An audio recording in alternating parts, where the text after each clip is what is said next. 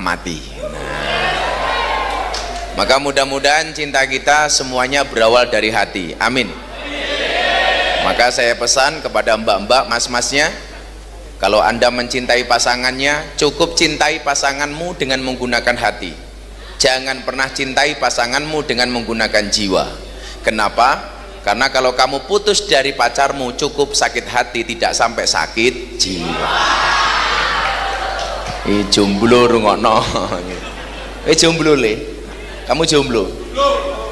Ah lele, eman-eman lakmu sunat.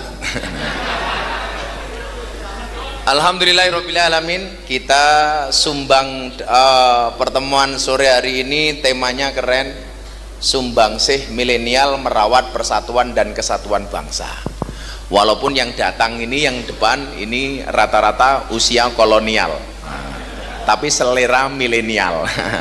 Tegese wis tuwa tapi tetap ngacengan. Oh, no.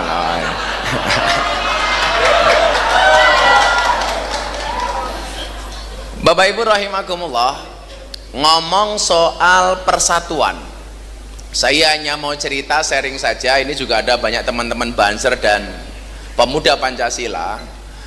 Saya akan cerita saja kondisi pesantren saya yang berada di tengah-tengah kampung Nasrani. 60% tetangga saya itu Katolik. Tetangga saya itu pengurus gereja. Sebelah selatan pengurus gereja, sebelah utara itu kuburan. Dan alhamdulillah sampai hari ini saya sudah tinggal 11 tahun di tempat itu. Saya tidak pernah bertengkar dengan tetangga utara saya karena kuburan. Saya mau cerita bagaimana kemudian saya menjalin persatuan dan kesatuan di tengah-tengah kampung yang berbeda agama. Bapak Ibu, kalau hari raya Idul Fitri datang, tetangga saya Nasrani itu semuanya masak bareng-bareng. Kemudian orang sekampung, baik yang beragama Islam maupun beragama Katolik, semuanya dikasih makanan. Yang masak orang Nasrani. Gantian waktu Natal datang, orang Islam masak, dan orang sekampung baik yang beragama Islam maupun Katolik semuanya dikasih makanan. Satu, kalau ada orang Katolik mati, meninggal dunia, mereka mengadakan sembahyangan. Orang Katolik di depan sembahyangan, orang Islam di belakang. Begitu selesai sembahyangan, orang Islam dan orang Katolik makan bareng. Kata orang Jogja apa? Kembul bujono. Sebaliknya, kalau ada orang Islam tahlilan gara-gara keluarganya mati, orang Nasrani di belakang. Begitu selesai tahlilan, makan bareng. Itu indahnya kampung saya. Maka dulu beberapa pejabat negara datang ke pondok saya, heran, kok bisa 60% tetangga saya Nasrani, kok bisa akur? Saya pengajian kalau malam minggu paling yang datang 10.000 orang. Istri saya yang bantu masak untuk ngasih makanan kepada jamaah ibu-ibu Nasrani. Dan parkir mobil, siapa yang bantu parkir? Muda-mudi Kristiani. Kok bisa Gus? Bahkan lebih dari itu. Saya bangun masjid jadi, gereja saya undang, pendetanya datang. Begitu saya pasang beduk mau saya tabuh, pendetanya tanya, Gus, kenapa harus dipasang beduk? Kenapa kok beduk? Kenapa nggak dipasang piano seperti di gereja kami? Oh, saya jawab, Pak Pendeta ini lucu, masjid kok dipasang piano, sandal weilang kok, tak bilang. Makanya kenapa saya kasih beduk, supaya apa? Lah mau maling-malingen beduknya, angkatan dewe. Karena kebetulan beduk saya dulu yang membuat tuh orang Malang, dibeli sama Polda Lampung, dipasang di Lampung, ternyata nggak matching, dibawa ke pondok saya. Lah, pertanyaannya Bapak Ibu rahimakumullah, kenapa kok Gus Miftah sedemokratis itu? Pertanyaannya, yo kipas anginnya aja cedak-cedak bro, masuk angin aku, goblok, nggak ada titik, aja cedak-cedak. Lah angel.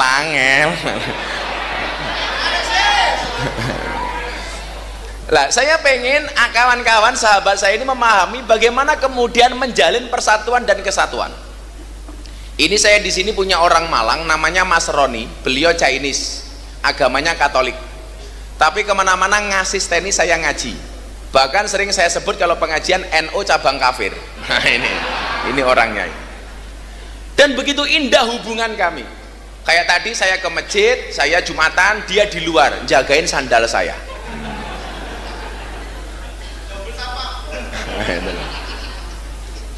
Coba nanti dipahami. Dan inilah yang diajarkan oleh kiai-kiai Nahdlatul Ulama. Makanya mohon maaf, kiai-kiai Nahdlatul Ulama itu kalau ngaji nggak perlu ditanya dalil, jarang maca dalil macem-macem. Maka ada dugaan dari ustadz-ustadz itu mengatakan apa? Kiai NU kira tahu dalil. Beda dengan kami, mengembalikan segala sesuatunya kepada Al-Quran dan kepada Al-Hadis. Lah pertanyaannya sederhana, kenapa kiai-kiai NU itu jarang ngomong kembali ke Quran, kembali ke Al-Hadis? Ya, orang-orang yang mengatakan saatnya kembali ke Quran, saatnya kembali ke Al-Hadis, kenapa? Karena selama ini mereka meninggalkan Quran, meninggalkan hadis. Kenapa kiai-kiai NU tidak pernah mengatakan itu? Karena kiai-kiai NU tidak pernah meninggalkan Quran, tidak pernah meninggalkan hadis. Makanya nggak perlu. Kalau orang-orang itu kan apa-apa solusinya demo. Rumongso ulamae dinyek demo, maka ada bahasa kriminalisasi ulama. Coba, kalau ulama berbuat kriminal ditangkap sama polisi, itu namanya kriminalisasi ulama atau apa? Atau proses hukum terhadap ulama yang kriminal. Yang benar itu adalah proses hukum terhadap ulama yang kriminal. Makanya hukum itu bukan menghukum sosoknya, tetapi menghukum perilakunya. Kalau dia melanggar pidana ditangkap, ini namanya bukan kriminalisasi ulama. Yang namanya kriminalisasi ulama itu ngundang kiai suruh ceramah, pulang nggak diamplopi, lah itu kriminalisasi.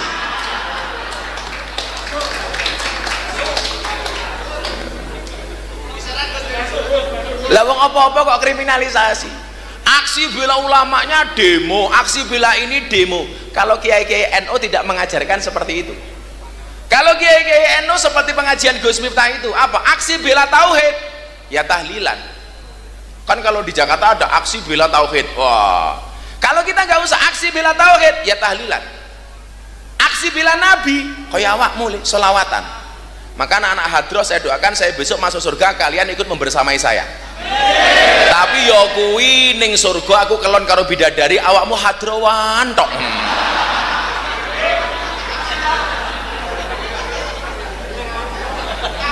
Ya lumayan kan, minimal aku delok sepep gratis.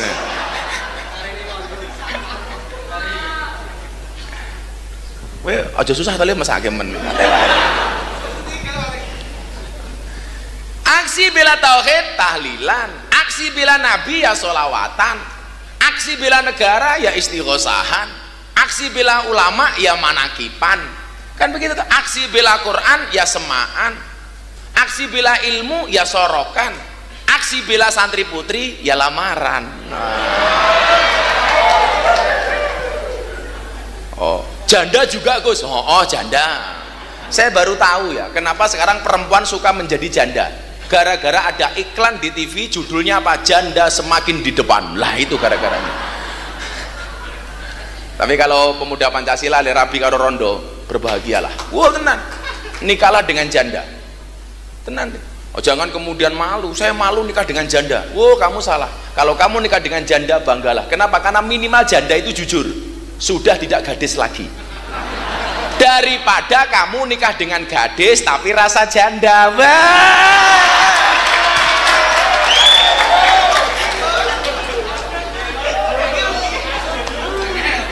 Angel gitu loh. Rabi karo gadis tapi rasa janda, malam pertama bengok, tarik sis.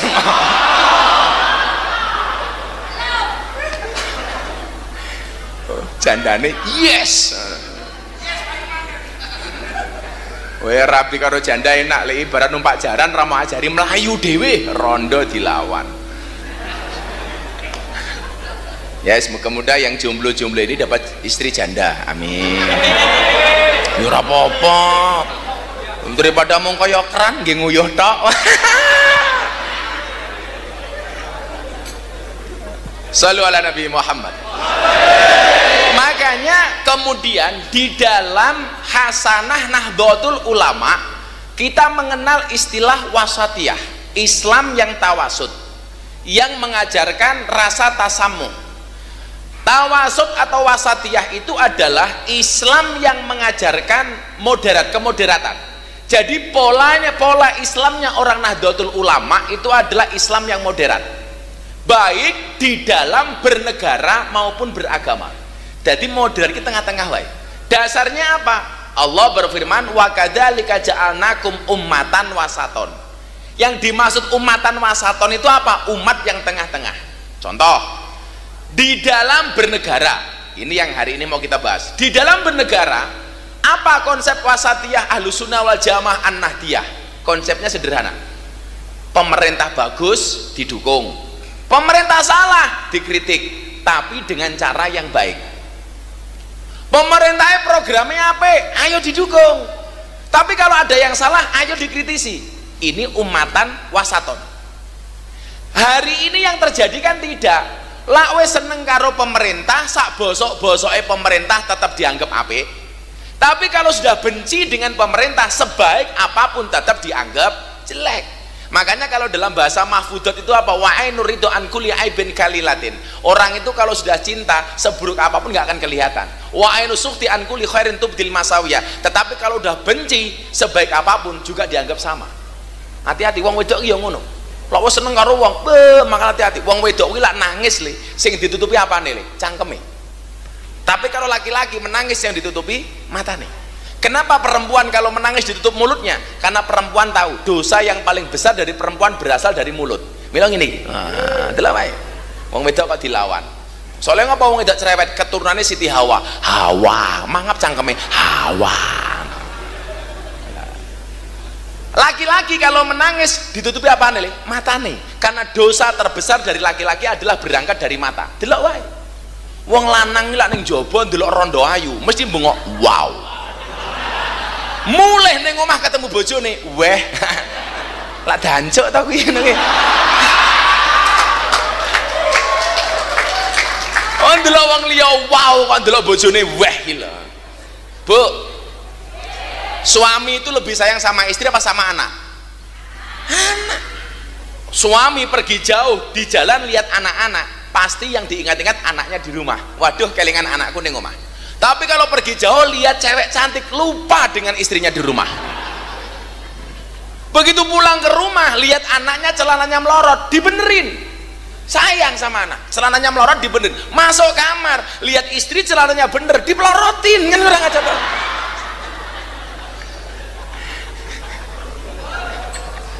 Ya, cengengesan nih apa ya? Wah, kopi ae NU. Wah, tak dengake mlebu surga. Kopi ae.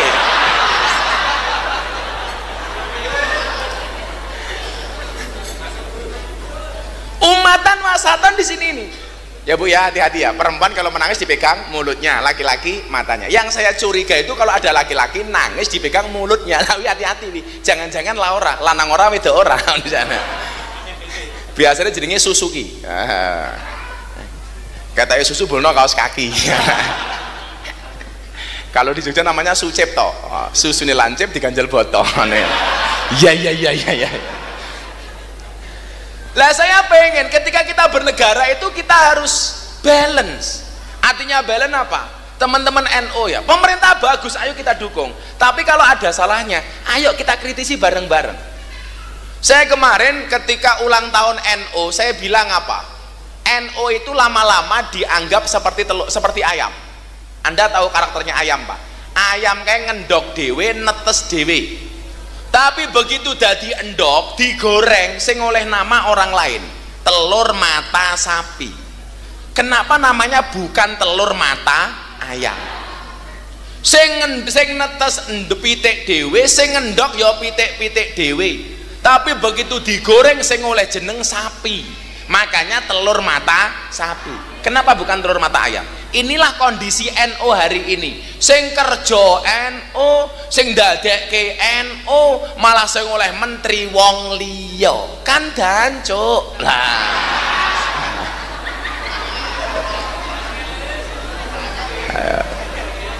Tapi ya nggak masalah. Kenapa? Karena nyuwun sewu, hari ini orang bilang kita marah NU tidak dikasih menteri agama. Awakmu tak kandani cah, derajate NU kuwi luwih dhuwur daripada menteri agama. Kan gitu. Duwe menteri agama tetap ngaji, ran duwe menteri agama tetap ngaji. Wong NU. Kenapa pemerintah itu kadang-kadang menyepelekan NU? Soalnya pemerintah itu tahu wong NU itu cinta NKRI. Kita mencintai Pak Jokowi itu karena presiden. Artinya apa? Kalau besok presidennya ganti ya tetap saja kita cinta NKRI. Karena yang kita cinta itu bukan sosoknya, tetapi NKRI-nya. Presiden bisa diganti, NKRI harga mati. Kan begitu. Presiden bisa gonta-ganti, NKRI harga mati, janda bisa dicari.